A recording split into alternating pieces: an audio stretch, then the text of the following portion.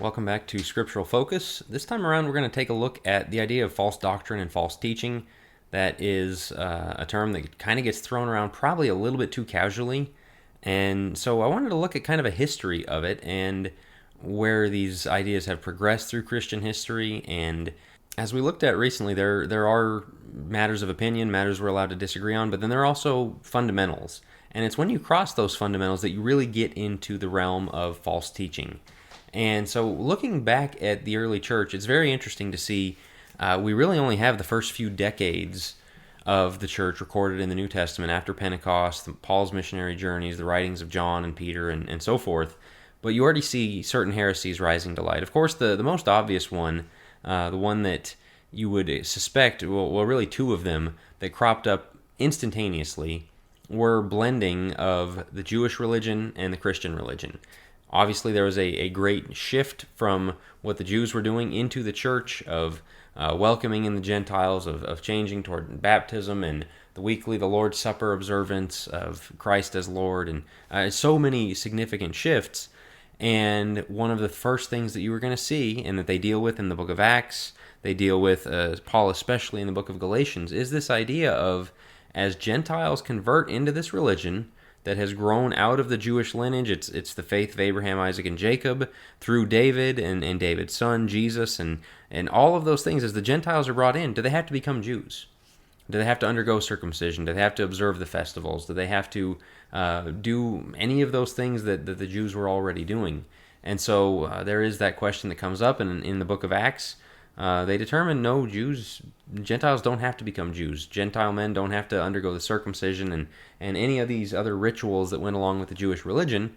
And Paul says, that he had Timothy go ahead and get circumcised so he could be all things to all men and reach the Jewish men as one that they might not listen to otherwise if he was thought of as not one of them. But it wasn't required for his faith.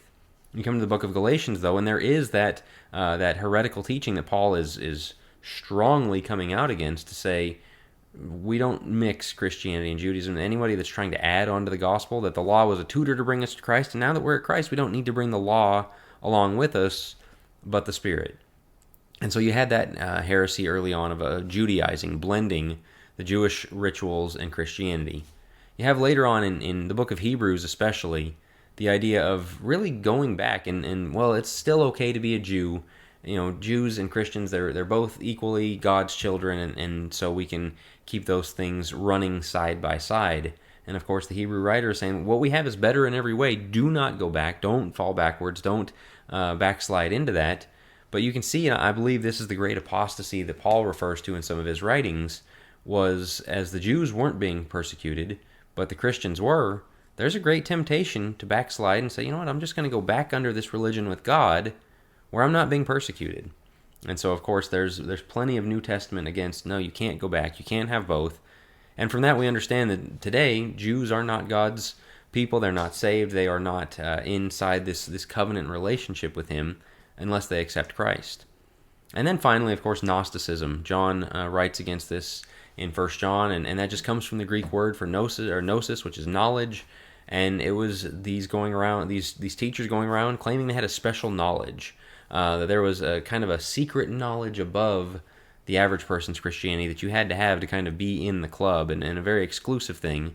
But also, as Gnosticism grew and developed and matured, it very much developed a disdain for the physical. The spiritual is good, the physical is bad, and so you need to emphasize the spiritual, but whatever happens in the physical doesn't matter because it's going to die off. We're going to shed that, and it's okay. Your sin and your whatever you put on your body, that's not part of it. It's just about your spirit. It's about this inner side. It's an inner part of you and the knowledge that it has. Of course, that is very much blatantly an error, that there is no division between body and spirit, but you see that brought into Christianity today is this idea of the Gnosticism of the body is of little use. It's all gonna burn. We're gonna get rid of this physical world, and none of it matters anyway. But that's just not true, and that was again a very serious first century error. But as we went from there, the first few centuries of the church, their biggest heresies that they confronted, that councils got together for, that were written on by early church leaders, had to do with the nature of God. Was Jesus created by God, or was he there with God? Was he one with God, or was he kind of, again, a creation of God, this secondary and therefore less powerful, less important being and creature, honestly, is what they were chalking him up to be? Or different ideas about the Trinity and the nature of God and the division of it, or Jesus' body, that he came to earth, but that Gnostic sense carried on of, well, he was here in spirit, but he didn't actually have a body. He just appeared to have a body. And the early church went to war within itself to say, we're going to stand firm on Jesus really was a human while being fully God. He is equal with the Father. The Spirit emanates from them. They're three in one, one in three. All of the understanding of the Trinity we have, we get from that. You also had the false doctrine of Marcionism, which was to take the idea, and again, these things all persist. Do you think all the doctrines we come up against today are new? Why I'm doing this video, why I wanted to talk about this, is because these things all manifest themselves. Marcionism was the idea that the Old Testament God and Jesus and the New Testament God he represents were two separate beings, even. The Old Testament God was mean and judgeful and vindictive, and that's why you have the flood and the Canaanite genocide and the harsh judgments against Israel. That was one evil, mean God, and that Jesus came to essentially stand in the way, stand between us and that God, and save us from that God. That Yahweh, Jehovah God, was this, again, mean, vindictive, violent God that Jesus was saving us from. And they say, well, nobody believes they're different now. But we do in principle. We act like some of the things that happened in the Old Testament are shameful, or things that we should look back on just negatively, and of David conquering Goliath and Israel conquering Canaan and the flood and things like that, that we're very shy, very prone to shy away from that side of God, because people don't like that. We need to understand the justice and love of God go together. And so these ancient heresies, as I said, keep rearing their head. And there's so many more we could go into. For time's sake, I'm going to cut this short. I'm going to skip over some like Pelagianism, which we kind of don't agree with some of the early church teaching on, but it's about the nature of sin and original sin. You go into the Catholic Church, where they became very, very works-based, sacrament-based. You have to do certain things to be saved, and then they introduced indulgences that you can give money to the church and it will help bring a loved one through purgatory. Other false doctrines like that they had taught, that the Reformation set out to correct.